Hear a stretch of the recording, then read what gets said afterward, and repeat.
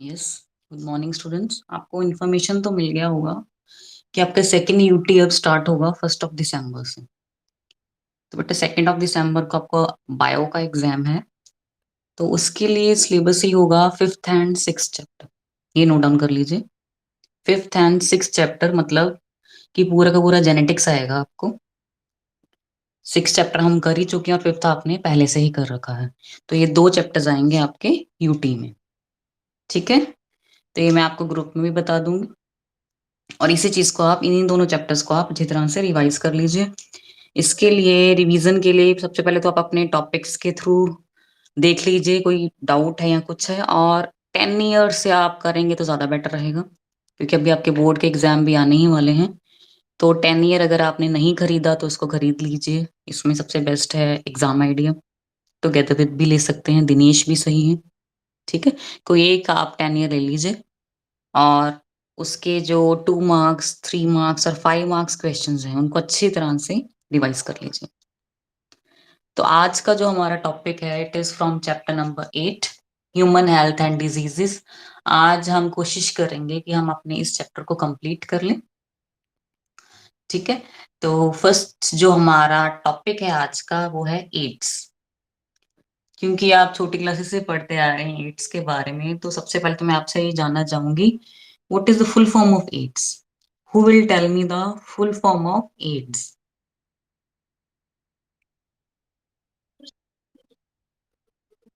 Very good Shruti. अच्छा, जो pathogen है इसको जो इसका जो कॉजल ऑर्गेनिज्म है इट्स अ वायरस। कौन सा? रेट्रोवायरस। एचआईवी वायरस इसको कॉज करता है। एचआईवी की फुल फॉर्म कौन बताएगा? अपार्ट फ्रॉम साक्षी बंसल कौन बताएगा? Full form of HIV. What is the full form of HIV?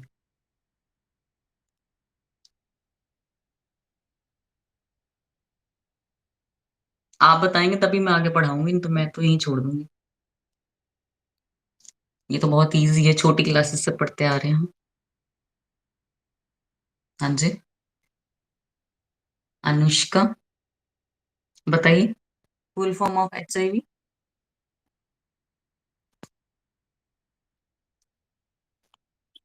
Good.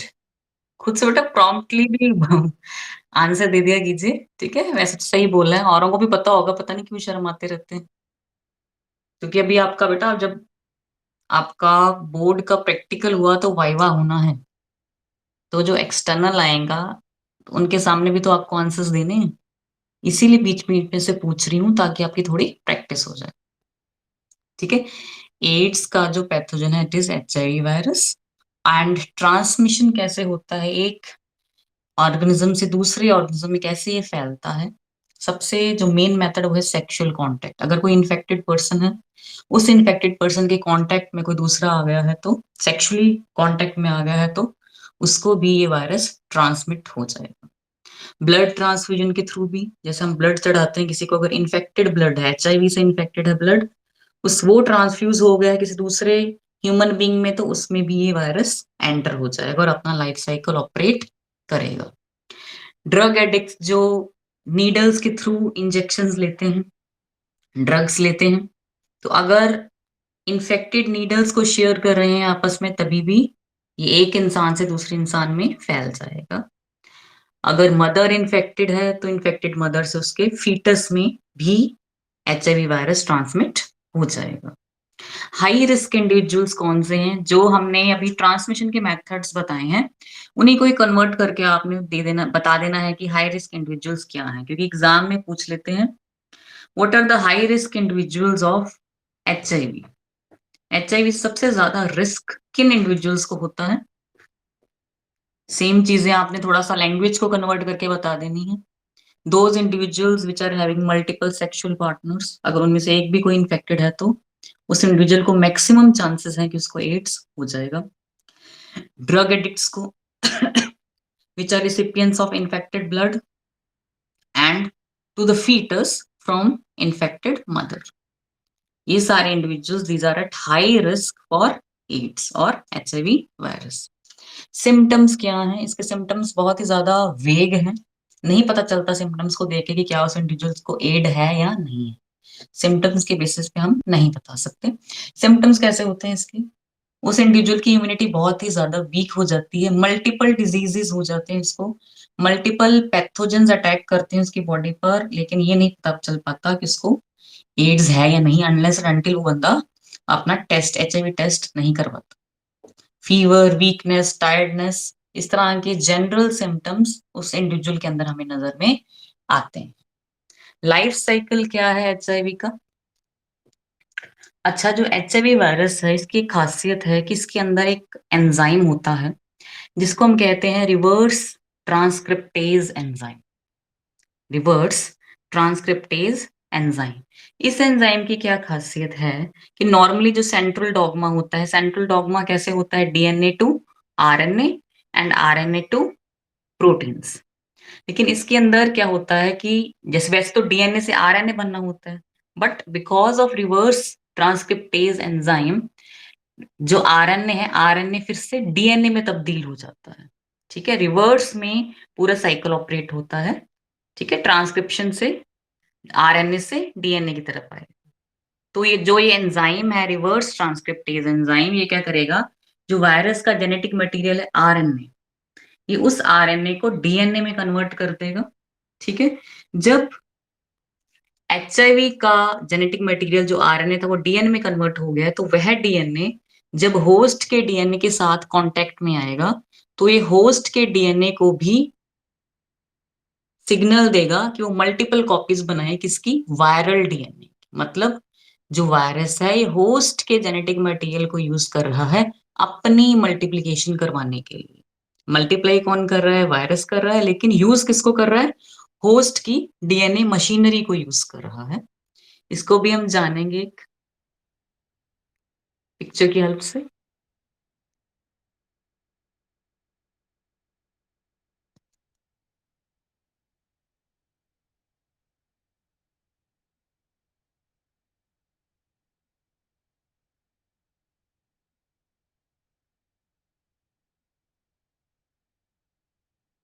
ये देखिए, this is the life life cycle of retrovirus, HIV virus. किस तरह से ऑपरेट हो रहा है इसके अंदर, कि जो रेट्रोवायरस है इसके अंदर जो इसका जेनेटिक मटेरियल था वो आरएनए था। रिवर्स ट्रांसक्रिप्टेज एंजाइम की हेल्प से इसने आरएनए को डीएनए में कन्वर्ट कर लिया। फिर ये एंटर हो गया होस्ट के सेल के अंदर, होस्ट के सेल से फिर ये होस्ट के न्यूक्लियस के अंदर एंटर हुआ, और इसने होस्ट के न्यूक्लियस को ये कमांड दी कि ये वायरल डीएनए बनाए, मतलब multiple copies of viral DNA are produced. ठीक है, होस्ट मशीनरी को यूज कर रहा है अपनी मल्टीप्लिकेशन के लिए। इस तरह से जो ये एचआईवी वायरस है इसका नंबर इंक्रीज होता जाता है होस्ट सेल के अंदर। दूसरा मेन फीचर क्या है एचआईवी का, कि सबसे पहले ह्यूमन बॉडी में ये मैक्रोफाजिस के अंदर एंटर होता है। कहाँ एंटर होगा, मैक्रोफाजिस के अंदर। मैक्रोफाजिस के अंदर एंटर होने के बाद ये सेम प्रोसेस होता है, सारा का सारा मैकेनिज्म फिर से ऑपरेट होगा। ठीक है, मैक्रोफाजिस में जब इसका नंबर इंक्रीज हो जाता है फिर ये जाता है हेल्पर टी सेल्स में, जो टी लिम्फोसाइट्स हैं उनके अंदर ये एंटर हो जाता है। उनके अंदर एंटर होने के बाद भी ये क्या करता है, अगेन ये हेल्पर टी सेल की होस्ट मशीनरी को यूज करता है अपने नंबर को इंक्रीज करने के लिए, अपनी मल्टीप्लिकेशन के लिए। जब इसकी मल्टीप्लिकेशन हो जाती है, क्योंकि हेल्पर टी सेल्स को यूज कर रहा है फॉर इट्स ओन मल्टीप्लिकेशन, तो क्या होता है, हेल्पर टी सेल्स का मेन फंक्शन क्या था, कल मैंने आपको बताया था कि जो हेल्पर टी सेल्स हैं ये बी सेल्स की हेल्प करते हैं कि वो एंटीबॉडीज बनाए। जब हेल्पर टी सेल्स ही खत्म हो रहे हैं, ठीक है, तो helper T cells B cells की हेल्प नहीं कर पा रहे हैं। हाँ जी, ओके, जस्ट अ मिनट।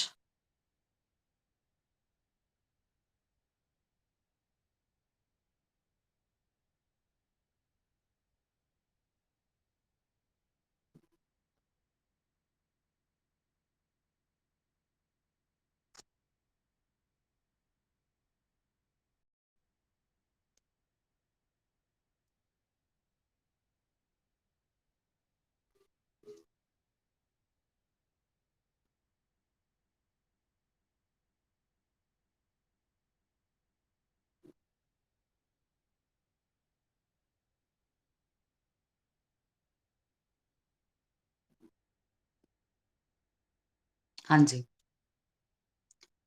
तो हम ये कह रहे थे कि एचआईवी वायरस सबसे पहले मैक्रोफाजिस के अंदर एंटर होता है। उनकी जो डीएनए मशीनरी है उसको यूज करता है अपनी मल्टीप्लिकेशन के लिए। फिर ये ब्लड फ्लो के थ्रू एंटर हो जाता है हेल्पर टी सेल्स में।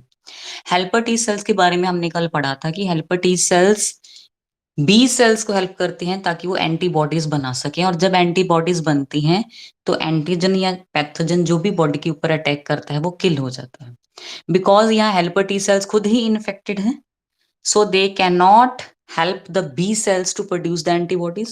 एंटीबॉडी प्रोडक्शन ही रुक गया है। जब एंटीबॉडी प्रोडक्शन ही प्रॉपरली नहीं हो पा रहा तो उस पर्सन की इम्यूनिटी बहुत ज्यादा लो हो जाती है। यही रीजन है कि एड्स के पेशेंट जितने भी होते हैं उनके अंदर जो इम्यूनिटी है वो बहुत लो हो जाती है। इम्यूनिटी लो होने का मेन कारण क्या है? बिकॉज जो हेल्पर टी सेल्स हैं इम्यून सिस्टम के, वो इन्फेक्ट हो जाते हैं। ठीक है, तो 2 मार्क्स में बेटा ये क्वेश्चन आता है कि why AIDS patient have low immunity. तो उसका आंसर आपने यही दे देना है कि helper T cells are infected which cannot help the B cells to produce antibodies, and because of the low production of antibodies the person has a very low immunity। ठीक है, तो ये सारा था आपका life cycle of HIV virus. अब जो preventive measures हैं वो मैं आपसे पूछती हूँ। जो इसके मोड ऑफ ट्रांसमिशन थे उसका ऑपोजिट आपने इसके प्रिवेंटिव मेजर में बता देना है। तो बेटा यस, कौन बताएगा कि हम एड्स से कैसे प्रिवेंट कर सकते हैं?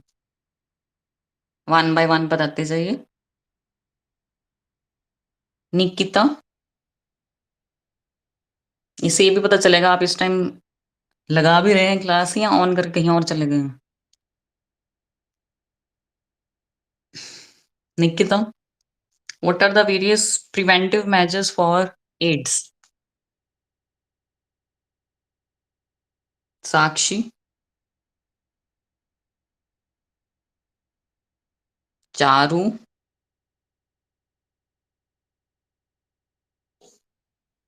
प्रिया,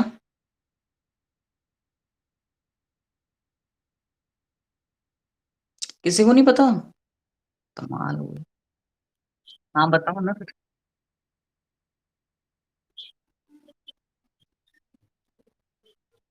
गुड, यस।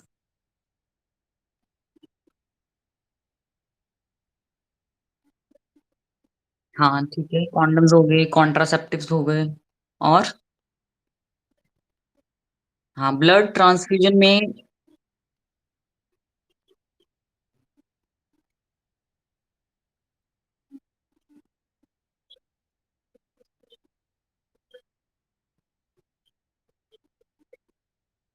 या फिर डिस्पोजेबल नीडल्स यूज करनी चाहिए। वन टाइम यूज वाली नीडल्स को हम यूज कर सकते हैं। हाँ जी, और यस। बिल्कुल। और अगर जो प्रेग्नेंट मदर है उसका भी एक एचआईवी टेस्ट होना चाहिए ताकि उसके फीटस को कोई भी इन्फेक्शन का खतरा ना हो। ठीक है, तो आपको सब पता है, वेरी गुड।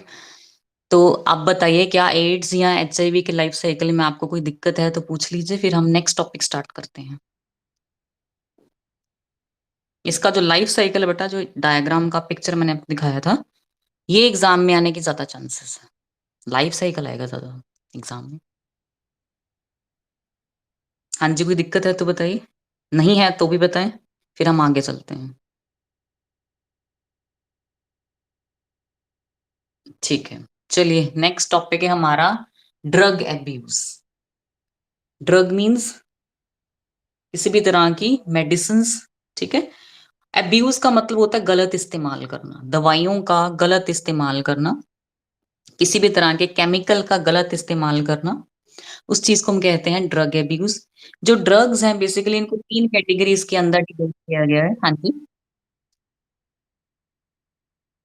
यस।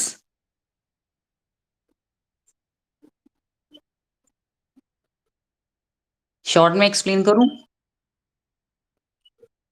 ठीक है, एड्स में आपको लाइफ साइकिल पूछना है ना, लाइफ साइकिल पूछना चाह रहे हैं। जो एड्स का वायरस है सबसे पहले हमारी बॉडी के मैक्रोफाजिस के अंदर एंटर होता है। मैक्रोफाजिस के अंदर एंटर होने के बाद ये क्या करता है, इसके अंदर एक खासियत होती है कि इसके पास एक एंजाइम होता है, रिवर्स ट्रांसक्रिप्टेज एंजाइम। जो रिवर्स ट्रांसक्रिप्टेज एंजाइम है, इसकी भी एक खासियत होती है कि ये आरएनए को डीएनए में कन्वर्ट करता है। नॉर्मली सेंट्रल डॉगमा के अकॉर्डिंगली क्या होता था कि डीएनए कन्वर्ट होता था आरएनए में और आरएनए कन्वर्ट होता था प्रोटीन्स में। लेकिन जो रिवर्स ट्रांसक्रिप्टेज एंजाइम है, इसकी ये खासियत है कि ये रिवर्स डायरेक्शन में जो जेनेटिक फ्लो है उसको करवाता है, मतलब आरएनए को कन्वर्ट करवा देगा डीएनए में। क्योंकि जो एचआईवी वायरस है इसका जेनेटिक मटेरियल आरएनए है, तो रिवर्स ट्रांसक्रिप्टेज जो वायरस का आरएनए है उसको डीएनए में बदल देता है। अब वायरस का जेनेटिक मटेरियल एक डीएनए है। अब जो वायरस है ये होस्ट के सेल को इन्फेक्ट करेगा, जैसे कि ये मैक्रोफाजिस के अंदर गया। मैक्रोफाजिस के अंदर जाने के बाद इसने मैक्रोफाजिस के न्यूक्लियस के अंदर एंट्री ली, उसके न्यूक्लियस के अंदर गया, फिर इसने क्या किया, इसने अपने डीएनए को रिलीज कर दिया। इसका डीएनए जाके ज्वाइन हो गया होस्ट के डीएनए के साथ।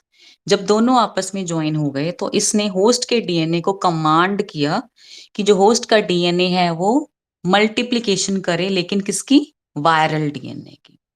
ठीक है, तो मल्टीप्लाई कौन हो रहा है, वायरस का डीएनए मल्टीप्लाई हो रहा है। तो ये वायरस क्या कर रहा है, ये अपने आप को मल्टीप्लाई करवा रहा है, लेकिन एनर्जी किसकी यूज कर रहा है, एनर्जी ये होस्ट की यूज कर रहा है। ठीक है, होस्ट को यूज करके अपनी मल्टीप्लिकेशन करवा रहा है। इसी तरह से मैक्रोफाजिस अपना नंबर इंक्रीज करता है, अपने आप को मल्टीप्लाई करता है मैक्रोफाजिस के अंदर। फिर ये जब इसका नंबर बहुत ज्यादा इंक्रीज हो जाता है, फिर ये मैक्रोफाजिस से ब्लड फ्लो में आता है और ब्लड फ्लो से फिर ये अटैक करता है इम्यून सिस्टम के हेल्पर टी सेल्स में। हेल्पर टी सेल्स में जाके भी इसका मेथड सेम रहेगा। ये रिवर्स ट्रांसक्रिप्टेज से अपने आरएनए को डीएनए में कन्वर्ट कर लेगा, फिर वो डीएनए हेल्पर टी सेल्स के डीएनए के साथ ज्वाइन हो जाएगा और ज्वाइन होने के बाद फिर से मल्टीप्लाई कर जाएगा, अपनी मल्टीप्लाइड कॉपीज बनाएगा अपने डीएनए की। मतलब हेल्पर टी सेल्स को यूज कर रहा है खुद को मल्टीप्लाई करवाने के लिए। इस तरह से इसका नंबर बहुत ज्यादा इंक्रीज होता जाएगा। बहुत सारे हमारे मोस्टली जिस भी जो भी पेशेंट उसके most of the helper T cells are infected with HIV virus. ठीक है, तो ऐसा करने की वजह से क्या होता है, क्योंकि हेल्पर टी सेल्स का मेन काम होता था कि helper T cells B cells की हेल्प करते हैं एंटीबॉडीज बनाने को। ठीक है, अब हेल्पर टी सेल्स खुद ही इन्फेक्टेड है, अब वो कोई काम नहीं कर पा रहे, वो बी सेल्स की बिल्कुल भी हेल्प नहीं कर पा रहे कि वो एंटीबॉडीज बना पाए। जिस वजह से क्या होता है कि पेशेंट की बॉडी के अंदर एंटीबॉडी प्रोडक्शन बहुत लो हो जाता है। एंटीबॉडी प्रोडक्शन लो होने की वजह से जो पेशेंट की इम्यूनिटी है वो बहुत ज्यादा कम हो जाती है। इसी वजह से जो एड्स का पेशेंट है उसको मल्टीपल इन्फेक्शंस होती हैं और भी डिफरेंट ऑर्गेनिजम्स पैथोजेंस उसके ऊपर अटैक कर पाते हैं। क्यों अटैक कर पाते हैं, बिकॉज उस पेशेंट के अंदर इम्यूनिटी बहुत ही ज्यादा कम होती है। ठीक है, चलिए अब हम कर रहे थे ड्रग एब्यूज। ड्रग एब्यूज के अंदर हमने पढ़ा कि जो ड्रग्स हैं इनकी तीन तीन मेन कैटेगरीज होती हैं, opioids, cannabinoids and Coca alkaloids. सबसे पहले बेटा आज हम पढ़ेंगे ओपियोइड्स। ओपियोइड्स के अंदर आप में बेसिकली दो ड्रग्स पढ़ने जा रहे हैं, हेरोइन और मॉर्फिन। जिसमें से जो मॉर्फिन है उसको तो डॉक्टर्स इस्तेमाल किया करते थे, ठीक है, पेशेंट्स को एज अ पेन रिलीव करने के लिए, पेन किलर की तरह यूज होता था मॉर्फिन। और एज अ सेडेटिव भी यूज होता था मॉर्फिन। सेडेटिव क्या होता है, जो कि स्लीप इंड्यूसिंग है, कई लोगों को नींद ना आने की प्रॉब्लम होती है, तो ऐसे पेशेंट्स को जो डॉक्टर्स हैं वो मॉर्फिन मिक्स्ड मेडिसिन देते हैं। मॉर्फिन का काम होता है, नींद आती है, इसको खाने से नींद आ जाती है। ठीक है, लेकिन जो हेरोइन है, हेरोइन का गलत इस्तेमाल होता है। Heroin is used as a depressant, body functions को स्लो कर देती है। इसका डायरेक्ट इफेक्ट होता है हमारे सीएनएस पे, सेंट्रल नर्वस सिस्टम के ऊपर इसका डायरेक्ट इफेक्ट होता है। हेरोइन को ही हम स्मैक कहते हैं।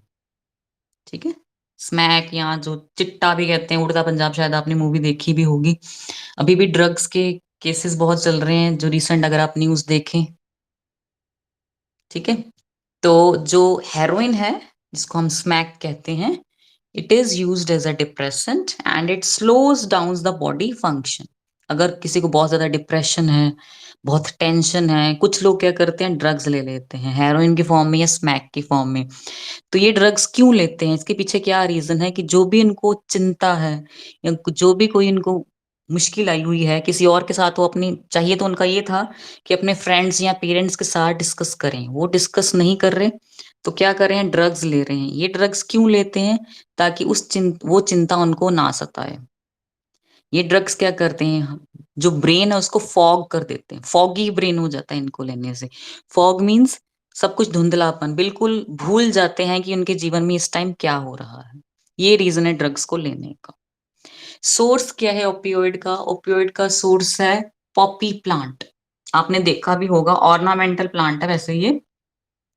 इसका साइंटिफिक नेम है पेपावर सोमनीफेरम। ठीक है, साइंटिफिक नेम क्या है, इसको जरूर याद रखना, एग्जाम में यही आएगा कि इसका साइंटिफिक नेम क्या है।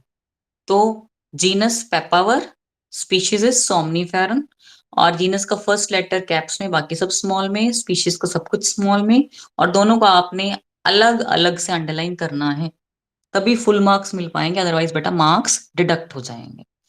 ठीक है, सोर्सेस का पेपावर सोमनीफेरम। कॉमन नेम क्या है, आम लोग इसको किस नाम से जानते हैं, पॉपी के नाम से। हम्म हमें जो ये पॉपी का प्लांट है, अगर हम इसकी लेटेक्स स्टेम को काटें, उसमें से मिल्की लेटेक्स निकलती है, चिपचिपा सा मिल्की लिक्विड निकलता है। उसको अगर हम, उससे मॉर्फिन प्रोवाइड होता है हमें। ठीक है, लेटेक्स से क्या मिलेगा, मॉर्फिन मिलेगा। और अगर मॉर्फिन की एसिटाइलेशन करवा दी जाए, after the acetylation of morphine, heroin is produced. Smack कैसे बनेगा, by the acetylation of morphine. लेते कैसे हैं लोग इसको, मोड ऑफ इनटेक क्या है हेरोइन को लेने का, या तो डायरेक्ट इंजेक्शन लेंगे इसके, या फिर स्नॉटिंग, नोज के थ्रू लेंगे। ठीक है, तेजी से सूंघेंगे इसको, तेजी से सूंघते हैं तो एक आवाज सी भी आती है सूंघने की, तो उस चीज को कहते हैं स्नॉटिंग।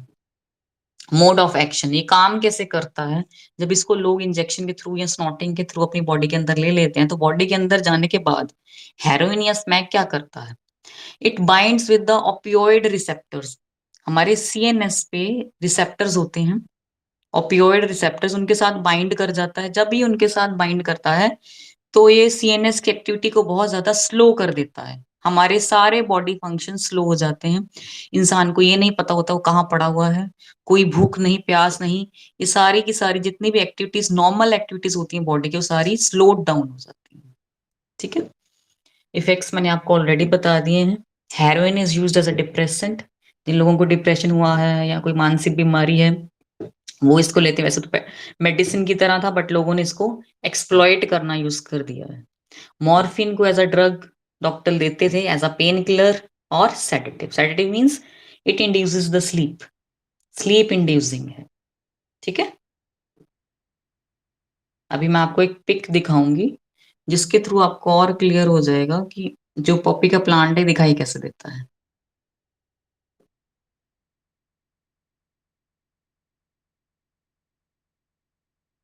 हाँ जी, ये है ओपियम पॉपी, पेपावर सोमनीफेरम। इसकी लिटेक्स स्टेम से निकल आती है। सीड्स भी यूज होते हैं नॉर्मली, जो नॉर्मल ड्रिंक्स उसमें तो हम सीड्स यूज कर लेते हैं, इसका तो कोई इतना है नहीं। लेकिन जो इसकी स्टेम से लेटेक्स मिलती है, उससे हमें मिलती है मॉर्फिन, और उस मॉर्फिन की जब एसिटाइलेशन होती है, तो हमें मिल जाती है हेरोइन। हेरोइन को ही हम कहते हैं स्मैक। ठीक है,